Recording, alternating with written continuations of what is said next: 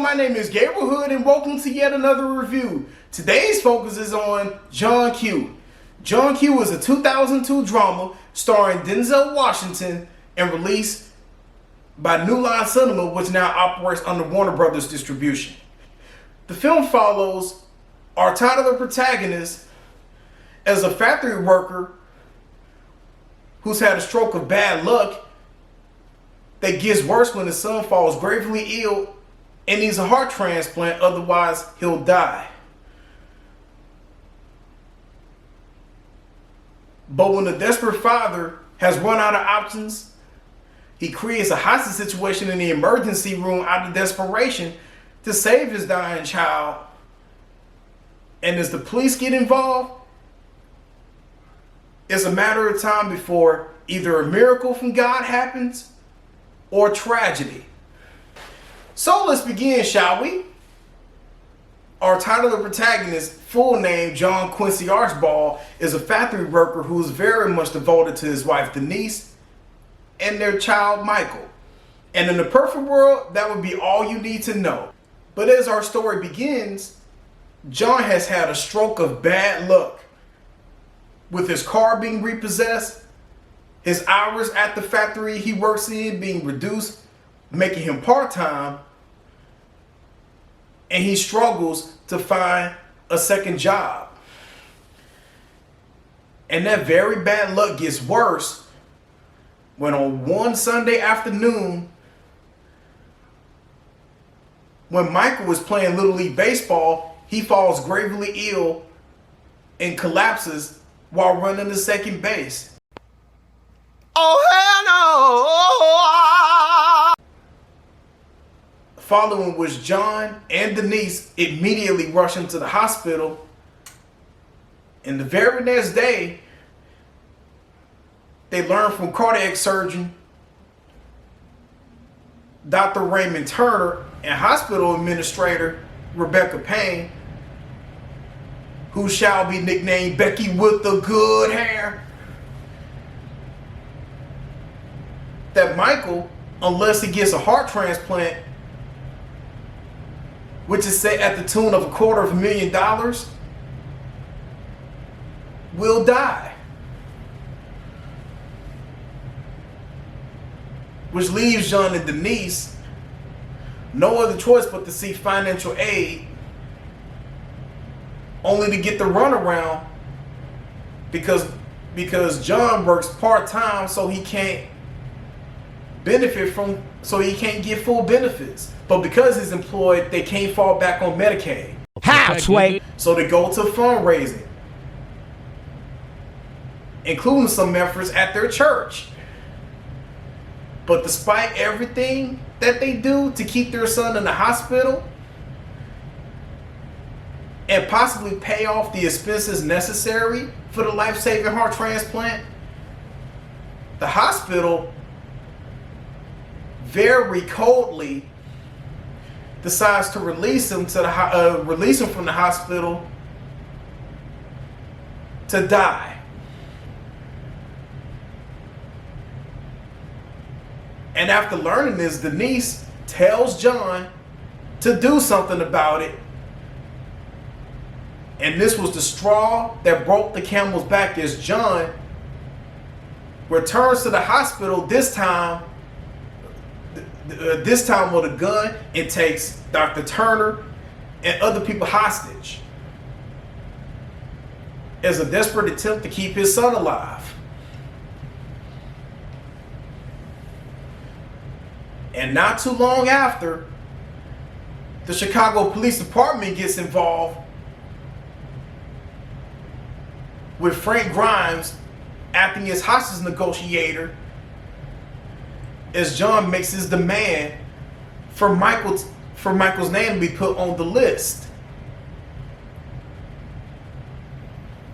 for heart transplantation.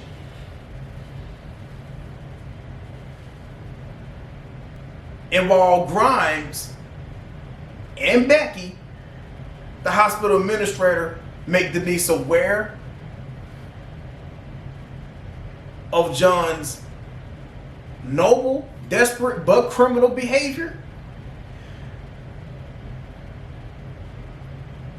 Denise firmly makes it known that she stands with John,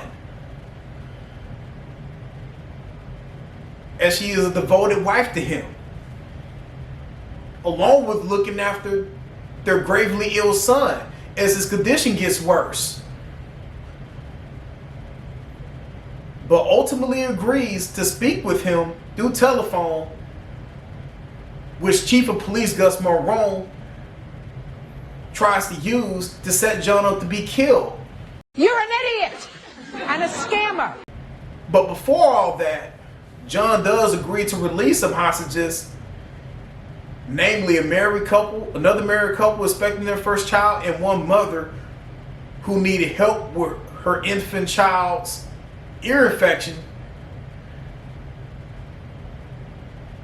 while fighting off another hostage named Mitch, who has a very mean streak,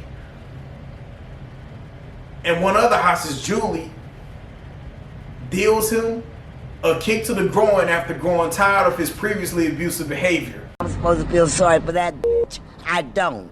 And then the news people who insert themselves in the situation, broadcasting a very emotional conversation between John and his wife and son, after which the police send a sniper to shoot him. And John does get shot, but only in the shoulder.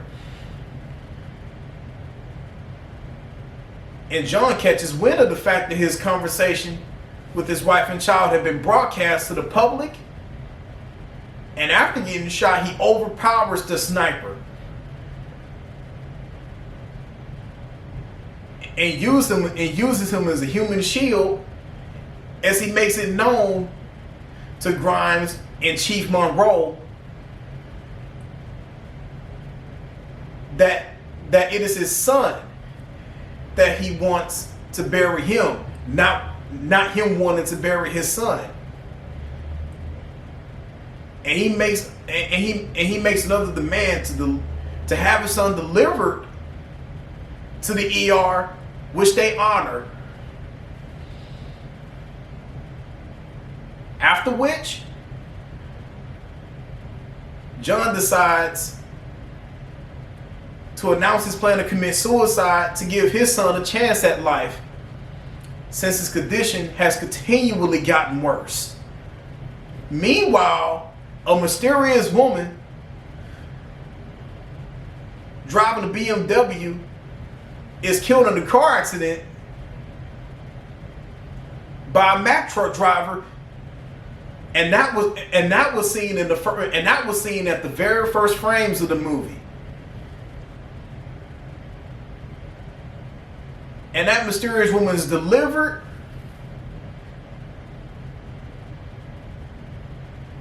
to an area of the hospital for organ harvesting, as she's revealed to be an organ donor whose blood type matches John's son's blood type, which is B positive. And right as John says his goodbyes to Michael and prepares to end his life by suicide, by loading the one bullet to his gun, revealing he never intended to kill anyone but himself out of desperation. And as his wife Denise gets information about a match for his son's heart, she tells John of the news, and he releases the hostages. One of whom, named Lester, disguises himself as John so that John will be able to witness Michael's life-saving heart transplant with Denise. And Grimes is the only one to notice this distraction and allows John to witness the procedure before taking him into custody. Then we flash forward to 3 months as John was on trial for the hostage situation he created, and the hostages had testified on his behalf, and therefore he's acquitted of attempted murder on criminal action, but is found guilty of taking hostages. But considering how much sympathy the general public had for John in his situation, it is very likely that John's penalty will not be as severe as it would be normally if he had criminal intent, if he had malicious intent. So as John is escorted to jail and Grime, but not before him and Grimes having developed a mutual respect for each other, understanding that John was desperate to save his son, and Grimes still had to do his job as a police officer. And Michael and John's son Michael thanks him for his efforts in saving his life. So my verdict on John Q is, it is a very powerful movie in my opinion. It is very dramatic without being too depressing. And Denzel Washington definitely gets you to sympathize with his character as he initially goes about the situation the right way, but when push comes to shove, has to act out of desperation in the last attempt to save his son's life, which works. But because it's also a criminal act, he also had to pay the price. And Denzel does a good job of balancing out your sympathy for his character as he fights to save his son, and the fact that he also has to atone for his criminal act of taking hostages. And the film's plot and the relatability of the story definitely hits close to home years later in the middle of this coronavirus pandemic, which has amplified the failures of the medical industry. But not only is the story's drama heartfelt, there are some genuinely suspenseful moments because of the hostage situation, as well as primarily whether the main character's son will live or die. It even provides some much needed comic relief in the form of one hostage character played by comedian Eddie Griffin. He plays the one hostage that disguises himself in order for John to be able to witness his son's life-saving transplant.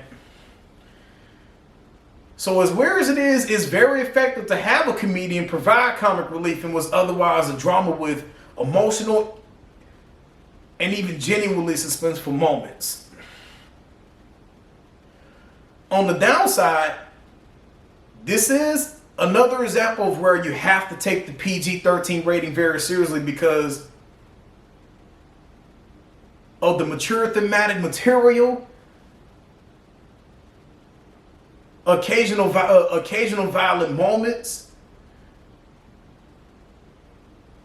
that show blood, like John fighting off the hostage Mitch with a mean streak. He gets a bloody nose.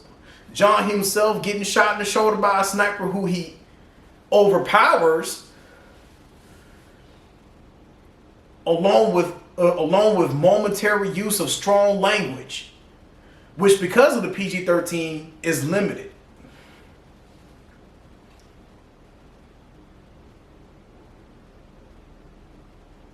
But all in all, it's a really good movie. Hope you enjoyed this review. See you later.